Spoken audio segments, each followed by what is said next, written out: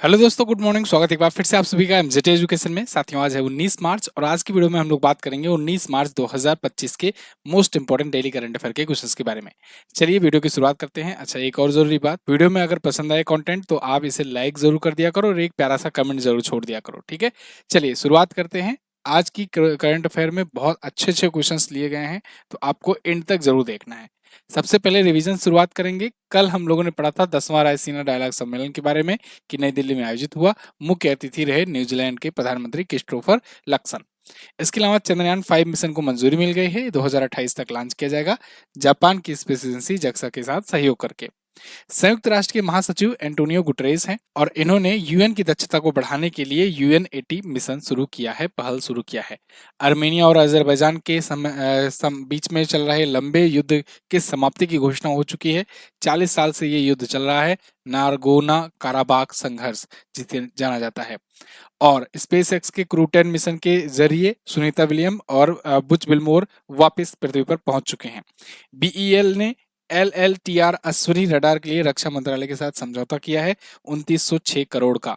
और हरमनप्रीत सिंह और सविता पूनिया ये दोनों इस वर्ष के हॉकी इंडिया वार्षिक पुरस्कार में सर्वश्रेष्ठ खिलाड़ी चुने गए हैं। पहला इंटरनेशनल मास्टर्स लीग जीत लिया है इंडिया मास्टर्स ने, उप विजेता रही वेस्ट इंडीज मास्टर्स। और डॉक्टर मनसुख मंडाविया जी ने फिट इंडिया कार्निवाल का उद्घाटन किया है नई दिल्ली में। फिट इंडिया आइकॉन बनाया गया है आयुष्मान खुराना को। इसके अलावा प्रख्यात ओड़िया कवि रमाकांत राज जी का निधन हो गया। इन्हें पद्म भूषण से सम्मानित किया गया था। साथियों, ये वन लाइनर जो होता है ना, ये भी इंपॉर्टेंट होता है। कैसे इंपॉर्टेंट होता है कि जब आपके पास समय कम हो और आपको रिवीजन करना हो, तो रिवीजन पर्पज के लिए वन लाइनर इंपॉर्टेंट होता है। तो आपको पता होगा समय समय पर मैं वन लाइनर आपको प्रोवाइड किया करता हूँ। ये भी आपको प्रोवाइड किया जाएगा। तो देखिए, अब तो बहुत ज़्यादा मतलब इसमें ज़्यादा डिटेल भी दिया जाता है, कोशिश किया जाता है एक्स्ट्रा डिटेल भी रहे। जैसे यहाँ पर देखो विजेता का नाम है, यहाँ पर जो क्वेश्चन से जुड़ा जो एक्स्ट्रा डिटेल है वो भी दे दिया जाता है। तो ये जल्द ही आपको प्रोवाइड करूँगा, इस पर काम चल रहा है और उसके बाद आपको दिया जाएगा, ठीक है। पिछले साल भर का या 6 महीने का जो भी जैसा होगा। आप कमेंट करके बताइए पिछले 6 महीने का चाहिए कि पिछले साल भर का चाहिए। खैर, एमजेटी ऐप पर ये आपको मिलेगा और कहीं दूसरी हमारी कोई शाखा नहीं है, आपको यहीं पर सब कुछ मिलेगा हमारा कंटेंट, ठीक है। चलिए, पहला क्वेश्चन, विश्व सामाजिक कार्य दिवस कब मनाया गया? तो विश्व सामाजिक कार्य दिवस ये साथियों इस बार मनाया गया 2025 में 18 मार्च को। इस बार का क्या मतलब हुआ कि ये इसी बार 2025 में ही इस दिन मनाया गया है, हड़ताल नहीं। क्यों? क्योंकि ये हर साल मार्च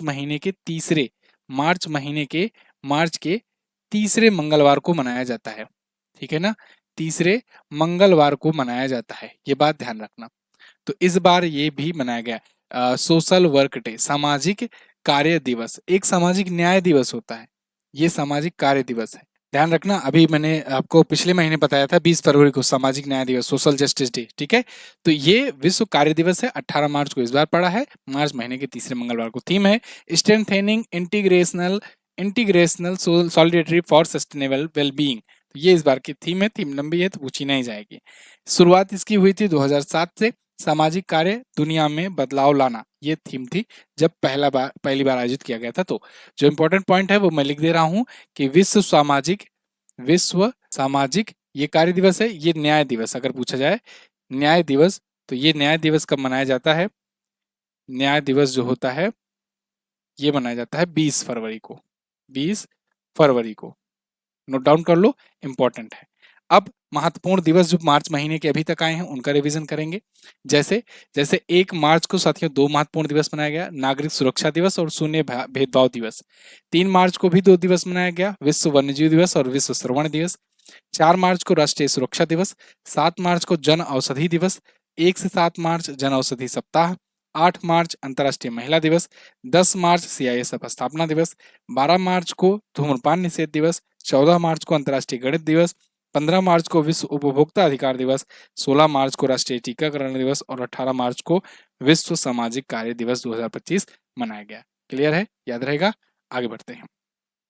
किस राज्य सरकार ने राजीव युवा विकास योजना लॉन्च की? राजीव युवा विकासम योजना। तो राजीव युवा विकासम योजना जो है तेलंगाना सरकार ने शुरू की है। राजीव गांधी जी के ऊपर ये बेस्ड है, ये योजना मतलब उनके नाम पर आधारित है, उनको डेडिकेट किया गया है। आप यहाँ पर उनकी तस्वीर भी देख पाएंगे। जब कोई राज्य की योजना राजीव गांधी, इंदिरा गांधी या जवाहरलाल नेहरू जी पर अगर आधारित हो तो मतलब वो कांग्रेस पार्टी वाली राज्य सरकार है, ठीक है। तो अब उसमें आपको ऑप्शन में छांटना है कि किन किन राज्यों में कांग्रेस की गवर्नमेंट है, उसी गवर्नमेंट के द्वारा लॉन्च की गई होगी योजना, है ना। तो जैसे ऑप्शन में अब यहाँ पर भी आपको कंफ्यूज करने के लिए, हालांकि मैंने दे दिया यहाँ पर 3 राज्य जो हैं वो कांग्रेस वाले दे दिए, जैसे हिमाचल प्रदेश, तेलंगाना, कर्नाटक, तीनों जगह पर कांग्रेस का इस टाइम पर मुख्यमंत्री हैं। लेकिन आपको हो सकता है एग्जामिनर इस बात पर ध्यान न दे और वहां पर राज्य दे दे अलग अलग, तो वहां आप आसानी से एलिमिनेट कर पाओ, है ना। जैसे कौन बनेगा करोड़पति में कहते नहीं है अमिताभ बच्चन जी कि कंप्यूटर महाराज 50-50 कर दीजिए, 2 ऑप्शन हटा दीजिए, तो 2 गलत ऑप्शन आप ऐसे एलिमिनेट कर सकते हो, 2 या 3 कर सकते हो। तो एलिमिनेशन विधि भी बहुत ज्यादा इंपॉर्टेंट होती है जब भी आप एग्जाम में बैठो, है ना। एग्जाम में अटेम्प्ट करना इंपॉर्टेंट है, क्वेश्चंस का आना सबसे ज्यादा इंपॉर्टेंट नहीं है। खैर, राजीव युवा विकासम योजना पर आते हैं। इस योजना के तहत क्या होगा कि अनुसूचित जाति यानी शेड्यूल कास्ट के और अनुसूचित जनजाति यानी शेड्यूल ट्राइब के और पिछड़ा वर्ग बैकवर्ड क्लास के और अल्पसंख्यक समुदाय माइनॉरिटी कम्युनिटी के जो युवा हैं उनको स्वरोजगार ऋण दिया जाएगा। मतलब अपना खुद का रोजगार खोलने के लिए, स्थापित करने के लिए लोन ले सकते हैं। जैसे उत्तर प्रदेश में सीएम युवा योजना है, मैंने सीएम युवा योजना पर आपको वीडियो दी थी ना, तो सीएम युवा योजना जैसे उत्तर प्रदेश में है, ऐसे यहाँ राजीव युवा विकासम योजना है, युवाओं को उद्यमिता की तरफ, एंटरप्रेन्योरशिप की तरफ बढ़ावा देने के लिए, ठीक है। तो ये कहा गया है कि 5 लाख बेरोजगार युवाओं के लिए स्वरोजगार योजना के रोजगार के अवसर प्रदान किए जाएंगे। तेलंगाना आया है, तेलंगाना कहाँ पर है, यहाँ पर है तेलंगाना। ये आंध्र प्रदेश से अलग हुआ था 2 जून को, 2 जून को 2014 को ये आंध्र प्रदेश से अलग हुआ था और 33 जिले हैं। हैदराबाद इसकी कैपिटल है। विधानसभा में 119 सीटें हैं, लोकसभा में यहाँ से 17 और राज्यसभा में यहाँ से 7 सीटें जाती हैं। रेवंत रेड्डी कांग्रेस पार्टी से यहाँ के सीएम हैं। गवर्नर है जिष्णुदेव वर्मा। हुसैन, निजाम, भद्रकाली 3 यहाँ जिले हैं प्रमुख। श्रीशैलम टाइगर रिजर्व इसमें भी पड़ता है, इसका कुछ हिस्सा आंध्र प्रदेश में भी पड़ता है, ठीक है। कंवल वन्यजीव अभयारण्य यहाँ पर है। केवलादेव घाना पक्षी विहार राजस्थान में है, लेकिन कंवल वन्यजीव अभयारण्य यहाँ पर है। दोनों में अंतर है, केवला और कंवल, ठीक है।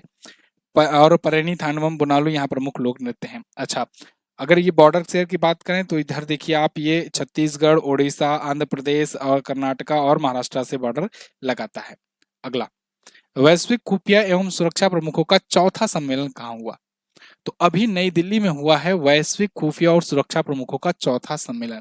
याद होगा ना, अभी आप न्यूज आर्टिकल वगैरह में देख रहे होंगे कि तुलसी गबार्ड आई हुई हैं इंडिया में। तो तुलसी गबार्ड कौन है? तुलसी गबार्ड जो है ये यूएसए की, अमेरिका की वर्तमान में 18 सुरक्षा एजेंसियां, खुफिया एजेंसियां उनकी प्रमुख हैं, हेड ऑफ हैं पूरा, जितने भी सुरक्षा के डिपार्टमेंट हैं वहां पर, जैसे एफबीआई हो गया, सीआईए हो गया, ऐसी बहुत सारी जो वहाँ एजेंसियां हैं सुरक्षा की, अमेरिका की 18 एजेंसियां, उन सबकी प्रमुख हैं तुलसी गबार्ड। और पहली हिंदू महिला भी है वहां प्रमुख बनने वाली, खैर वो भी आई थी।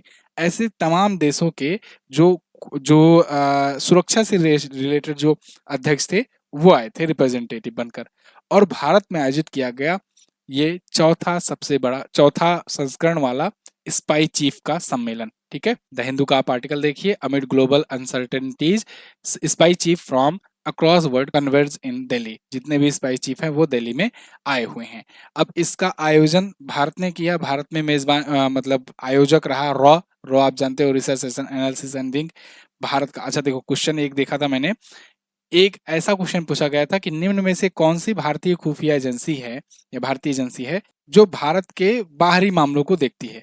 ऑप्शन में था इंटेलिजेंस ब्यूरो, ऑप्शन में था सीबीआई, ऑप्शन में था इन्फोर्समेंट डायरेक्टरेट यानी ईडी, ऑप्शन में था रिसर्च एनालिसिस एंड विंग यानी रॉ। तो ध्यान रखना, रॉ का काम देश के आंतरिक मामलों में हस्तक्षेप करना नहीं है, रॉ केवल बाहरी मामलों को देखती है, ठीक है। तो रॉ का आप देखते हो ना कि सुनते भी होगे स्टोरी वगैरह, मूवी वगैरह में देखते होगे कि रॉ के एजेंट पाकिस्तान में अपना कारनामा कर रहे हैं, कुछ अज्ञात लोग इंग्लैंड में जाके निपटा रहे हैं, पाकिस्तानियों को निपटा रहे हैं। तो ये सब जो चीजें हैं वो रॉ करती है, मतलब विदेशी मामलों को देखती है। खैर, तो भारत की रॉ और राष्ट्रीय सुरक्षा परिषद सचिवालय दोनों मिलकर के इसका आयोजन किए हैं, और ये चौथा सम्मेलन था वैश्विक खुफिया और सुरक्षा प्रमुखों का। बात समझ में आ रही है ना? चलो, तो ये कब आयोजित हुआ? जब रायसीना डायलॉग आयोजित हो रहा है उसके जस्ट एक दिन पहले, मतलब 17 से 19 मार्च तक रायसीना डायलॉग हो रहा है। मैंने आपको कल ही बताया था ये क्वेश्चन डिटेल में। ये रायसीना डायलॉग भारत ही आयोजित करता है, 10वां संस्करण था इस बार। तो उससे जस्ट एक दिन पहले खुफिया निदेशकों का भी सम्मेलन हुआ। अच्छा, इसमें कौन कौन हिस्सा लिया? तो इसमें 20 देशों से 28 से अधिक प्रतिभागी शामिल हुए। इसमें फाइव आइज भी थे। फाइव आइज जो है ये 5 देशों का एक खुफिया संगठन है। एक समझौता है फाइव आइज के तहत कि ये लोग इंटेलिजेंस इनपुट जो है वो आपस में शेयर करेंगे। फाइव आइज आपने पता होगा ना, ये हरदीप सिंह निज्जर वाला मामला जब चला था, जब भारत के विकास यादव को पकड़ा गया था, तो फिर फाइव आइज ने ही वो इनपुट दिया था। फाइव आइज में यूएस, कनाडा, ऑस्ट्रेलिया, न्यूजीलैंड और यूके की जो खुफिया एजेंसियां हैं वो हैं। तो ये सब आपस में अपना इंटेलिजेंस इनपुट शेयर करती हैं। तो इनके भी यहाँ पर आए थे चीफ। इसके अलावा और देशों की जैसे रूस, जापान, थाईलैंड, फ्रांस, इन सब के जो खुफिया है खुफिया विभाग के निदेशक है वो सब इसमें शिरकत किए थे। तो उद्देश्य क्या था?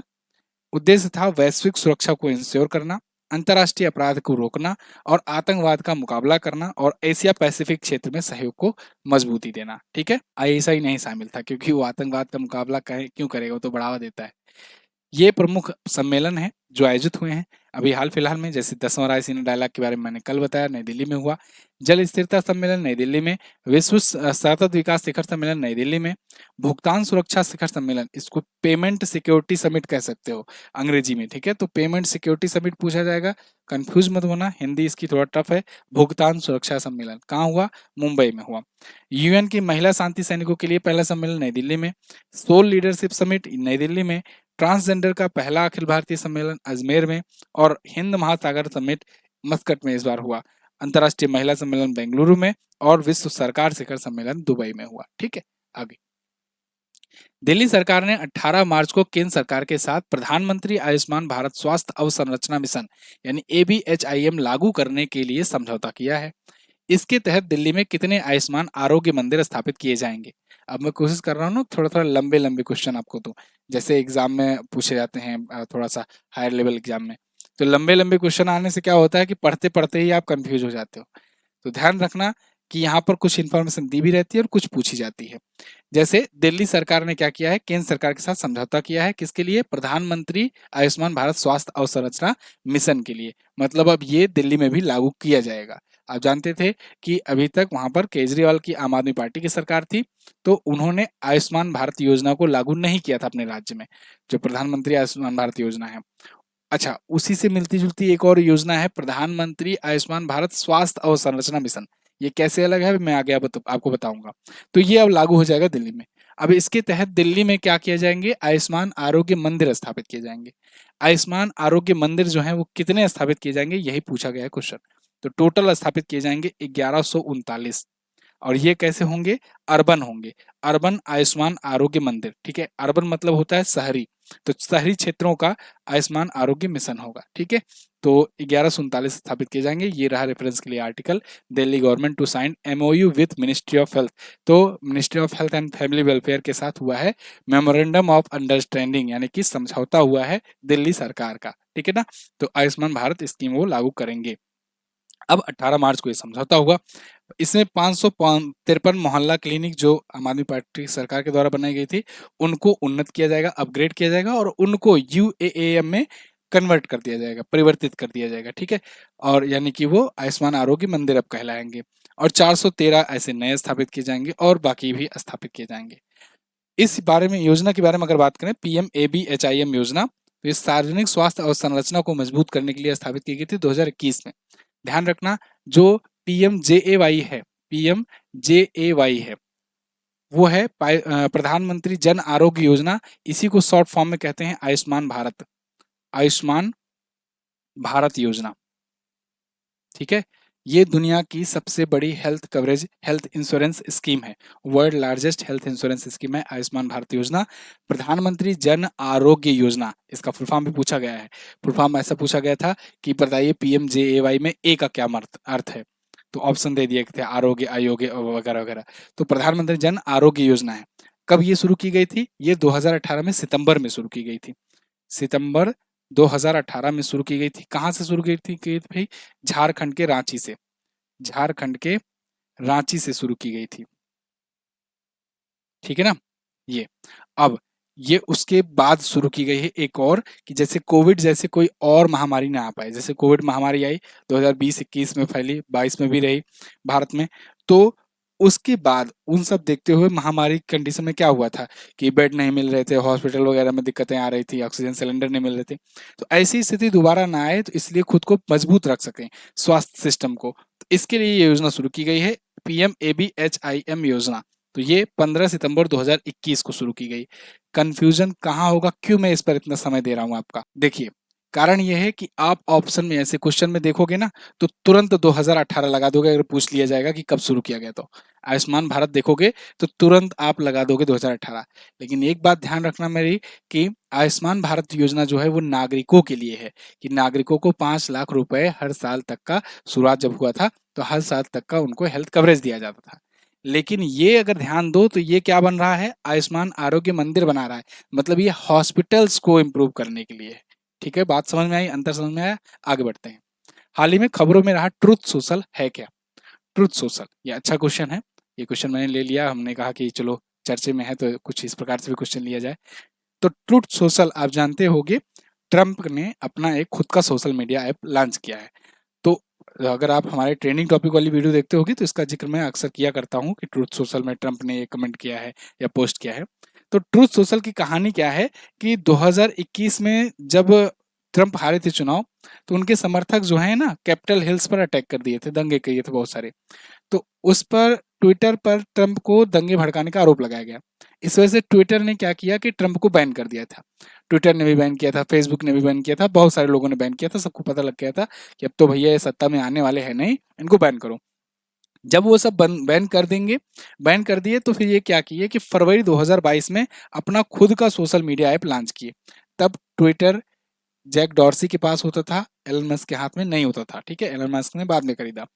तो 2022 में क्या हुआ कि इन्होंने अपना खुद का सोशल मीडिया ऐप लॉन्च किया, नाम दिया ट्रुथ सोशल। तो ट्रुथ सोशल क्या है? एक सोशल मीडिया प्लेटफॉर्म है। ऐसे क्वेश्चन आपको प्रैक्टिस सेट वगैरह, मॉक टेस्ट वगैरह देखते हुए तब आपको मिलते होंगे कि ये क्या है, कोई टर्म आता है, कोई वायरस आता है, कुछ भी आता है, तो इस प्रकार के ऑप्शन आपको दिखते हैं। अच्छे अच्छे क्वेश्चन लिए जाते हैं, चैनल को सब्सक्राइब करके रखो। देखो, ये मत देखो कि व्यूज कितना आ रहे हैं, क्या हो रहा है, प्रोपेगेंडा कर रहे हैं कि नहीं कर रहे हैं, चिल्ला चिल्ला के पढ़ा रहे हैं कि नहीं पढ़ा रहे हैं, है ना, बहुत ज़्यादा मतलब कि उल-जलूल की बातें कर रहे हैं कि नहीं कर रहे हैं, मोटिवेशन वाला पहले में आते ही डायलॉग मार रहे हैं कि नहीं मार रहे हैं, ये सब मत देखो। ये देखो कि क्वेश्चन कितना फँसा रहे हैं, ठीक है? और क्वेश्चन समझ में आपको आ रहा है कि नहीं, केवल ये देखो, तब आप जो है सही तरीके से पा पाओगे। आपको सिलेक्शन लेना है, आपको ये मोटिवेशन नहीं चाहिए कि आते ही मैं शायरी मार दूँ 2 ठो, ठीक है? तो उसका कोई फ़ायदा नहीं होगा। तो चलिए, फरवरी 2022 में इन्होंने लॉन्च किया। अब देखो ये ना बड़ा हो गया है, काफ़ी बड़ा हो गया। कितना बड़ा हुआ? ये नैस्डॉक स्टॉक एक्सचेंज में लिस्ट होने जा रहा है। जैसे अपने यहाँ एनएसई है, बीएसई है, national stock exchange, Bombay stock exchange, ऐसे ही वहाँ नैस्डॉक है। तो उसमें ये लिस्ट होने जा रहा है जल्द ही। अभी क्यों चर्चे में आया है? क्यों मैंने क्वेश्चन लिया? क्वेश्चन इसलिए लिया क्योंकि अभी एक पीएम मोदी का इंटरव्यू काफ़ी वायरल हो रहा है, मतलब कि काफ़ी ज़्यादा चर्चे में है, जो उन्होंने एक पॉडकास्ट किया है 3 घंटे का। तो वो पॉडकास्ट ट्रुथ सोशल पर ट्रंप ने साझा कर दिया। तो ट्रंप ने जब ट्रुथ सोशल पर साझा किया, फिर पीएम मोदी ने क्या किया कि ट्रुथ सोशल को अब जाकर के ज्वाइन कर लिया। तो अब जब पीएम मोदी ज्वाइन किए तो वर्ल्ड के सबसे पॉपुलर लीडर हैं, तो इस टाइम पर, तो इसलिए फिर क्या हुआ कि अब ट्रुथ सोशल चर्चे में आ गया और फिर वहां पर भी लोग बढ़ने लगे। चलिए, तो इसलिए चर्चे में आया, इसलिए ये क्वेश्चन बना। आगे, कबड्डी विश्व कप 2025 पहली बार एशिया के बाहर आयोजित किया जा रहा है, कहाँ आयोजित होगा? तो कबड्डी विश्व कप 2025 ये इस बार आयोजित हो रहा है इंग्लैंड में, शुरू हो चुका है, इंग्लैंड में आयोजित हो रहा है, 17 मार्च से 23 मार्च तक चलेगा। और पहली बार ऐसा हो रहा है जब एशिया के बाहर आयोजित हो रहा है कबड्डी वर्ल्ड कप। अच्छा, कबड्डी वर्ल्ड कप का भारत जो है करंट चैंपियन है। जब ये अभी आयोजित होगा तो देखा जाएगा कौन जीतता है, लेकिन वर्तमान में भारत डिफेंडिंग चैंपियन है। जो पिछला बार का संस्करण जीता होता है उसे डिफेंडिंग चैंपियन बोलते हैं। तो 2019 में हुआ था पिछला वाला संस्करण। जब 2019 में हुआ था तब पुरुषों वाला भी भारत नहीं जीता था और महिलाओं वाला भी भारत नहीं जीता था। और ये संस्करण हुआ था मलेशिया में, ठीक है, 2019 वाला। इस बार ये 17 से 23 मार्च को इंग्लैंड के 4 शहरों में, बर्मिंघम, कॉवंटी, वसल्स और वॉल्वरहैम्पटन में आयोजित हो रहा है। तो दोनों कैटेगरी में भारत डिफेंडिंग चैंपियन है। कहाँ हुआ था? मलेशिया में हुआ था, ठीक है, पिछला वाला 2019 वाला।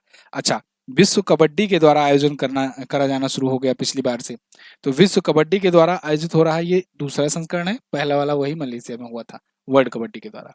अगला, हाल ही में एक आई रिपोर्ट के अनुसार भारत ने 2015 से 2024 के बीच विदेशी सैटेलाइट लॉन्च करके कितने की कमाई कर ली है। तो 2015 से 2024 के बीच में भारत ने बहुत सारे फॉरेन सैटेलाइट भी लॉन्च किए, भारत ने कहें या कहें इसरो ने किए। तो इसरो ने विदेशी सैटेलाइट मतलब दूसरे देशों की सैटेलाइट को लॉन्च करके 143 मिलियन यूएस डॉलर कमा लिए हैं। 143 मिलियन यूएस डॉलर, तो ये बहुत बड़ा अमाउंट है। ये सब आया किस रूप में? एफडीआई के रूप में आया, फॉरेन डायरेक्ट इन्वेस्टमेंट के रूप में, ठीक है ना, प्रत्यक्ष रूप में आया, भाई विदेशी मुद्रा भंडारण बढ़ा अपना। तो भारत ने 2015 से 2024 तक भारत की जो एजेंसी है, स्पेस एजेंसी है इसरो, उसने लॉन्च किया है। उसने दुनिया भर के तमाम देशों के सैटेलाइट लॉन्च किए, जिनमें टॉप 3 में अगर बात करें तो अमेरिका की 232 सैटेलाइट लॉन्च किया इसरो ने, यूके के 83 सैटेलाइट लॉन्च किया, सिंगापुर का 19 सैटेलाइट लॉन्च किया भारत ने। एक टाइम था यही अमेरिका जो है 90 के दशक में इसरो पर बैन लगा दिया था, इसरो पर बैन लगा, बताओ, अंतरिक्ष एजेंसी पर बैन लगा दिया था। खैर, और इसके अलावा 1999 का जो कारगिल वार था उसमें इन्होंने जीपीएस तक शेयर नहीं किया था, जीपीएस डेटा नहीं शेयर किया था, लेकिन अब देखो करवा रहे हैं। चलिए, तो भारतीय अंतरिक्ष अनुसंधान संस्थान है, इसके द्वारा अपने पास कौन कौन से रॉकेट है ये मैं आपको कई बार बता चुका हूँ। पीएसएलवी है, एलएमएम3 है, एसएसएलवी है, ठीक है। एसएसएलवी जो होता है ये स्मॉल सैटेलाइट लॉन्च व्हीकल है, जो स्मॉल ऑर्बिट में, छोटे ऑर्बिट के लिए भेजता है सैटेलाइट को। और पीएसएलवी जो है ये पोलर सैटेलाइट लॉन्च व्हीकल है। पोलर सैटेलाइट मतलब कि पृथ्वी के ऐसे पोल टू ये पोलराइज तरीके से लॉन्च करता है, ऐसे चक्कर लगाता है। और एक है एलवीएम3 जो जियो सिंक्रोनस ऑर्बिट पे भेजता है, ये हैवी रॉकेट है अपना, इससे अपने लोग चंद्रयान 3 भेजे थे ना, LBM-3M4। तो ये जो है ये जियो स्टेशनरी सैटेलाइट होता है, मतलब कि जियो सिंक्रोनस ऑर्बिट में होता है, 36,000 किलोमीटर पर ये भेजा जाता है। इसे हम लोग जीएसएलवी के नाम से भी जानते हैं, जीएसएलवी के नाम से भी जानते हैं, हैवी सैटेलाइट है, जियो सिंक्रोनस लॉन्च व्हीकल, ठीक है। तो इन रॉकेट्स के जरिए भारत ने या कहें कि इसरो ने तो दुनिया भर के 393 विदेशी उपग्रहों का सफल परीक्षण किया है 2015 से 2024 के बीच में, और कमाए कितने? 143 मिलियन यूएस डॉलर। अगला, केंद्रीय वित्त मंत्री निर्मला सीतारमण जी ने पीएमआईएस ऐप लॉन्च किया है। इसका पूर्ण रूप क्या है? बहुत अच्छा क्वेश्चन है। पीएमआईएस ऐप इस बार बजट में भी ये चर्चे में रहा। पीएमआईएस का मतलब है प्रधानमंत्री इंटर्नशिप स्कीम, प्रधानमंत्री इंटर्नशिप स्कीम। पीएमआईएस ऐप जो है ये इंटर्नशिप को बढ़ावा देने के लिए, इंटर्नशिप कराने के लिए है युवाओं को। इस स्कीम को समझ लो आप। इसमें क्या किया गया है ना, बजट में इसके बारे में मैंने आपको बताया था। इसमें इसके तहत होगा ये कि टॉप जो 500 कंपनीज हैं भारत की, टॉप 500 कंपनीज, इसमें इंटर्नशिप कराई जाएगी। किसकी? युवाओं की।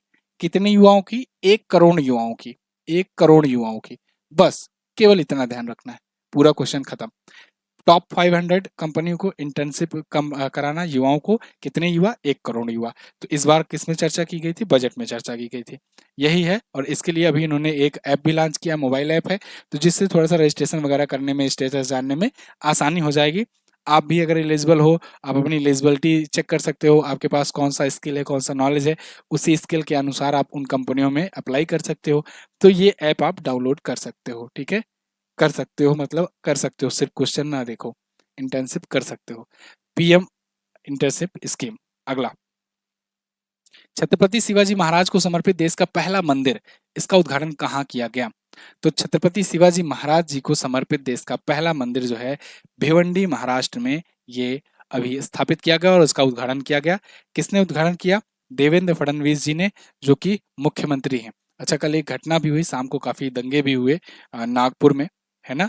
तो और उसका हालांकि मामला दूसरा था, उसका रेफरेंस दूसरा था, यहाँ पर ये दूसरा बात है रेफरेंस, लेकिन कहीं ना कहीं दूरगामी रूप से एक दूसरे से लिंक भी होता है। अगर मौका मिला तो आज दिन में मैं आपको एक ट्रेंडिंग टॉपिक पर वीडियो दूंगा इस पर, कि दंगा क्यों हुआ, उसके पीछे का असली कारण क्या था।